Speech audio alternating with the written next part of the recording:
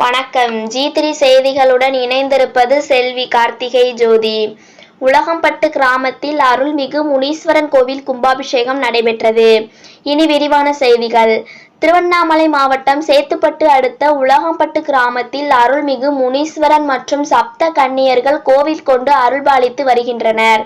தபட்டப்பாறை குளக்கரையில் புதியதாக கட்டப்பட்ட அருள்மிகு முனீஸ்வரன் கோவில் வளாகத்தில் அமைக்கப்பட்ட யாகசாலையில் பருதிபுரம் கார்த்திகேயன் சிவாச்சாரியார் தலைமையில் விநாயகர், லட்சுமி, சரஸ்வதி நவக்கிரக பூஜை சிறப்பு யாகங்கள் நடைபெற்றது.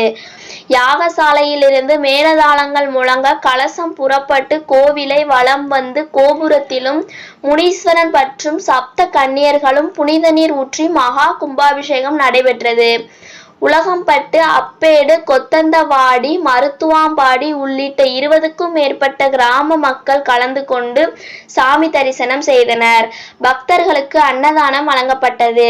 கும்பாபிஷேக ஏற்பாடுகளை விழா குழுவினர், இளைஞர்கள், கிராம பொதுமக்கள் செய்திருந்தனர். G3 செய்திகளுக்காக சேத்துப்பட்டு செய்தியாளர் ஷாம்.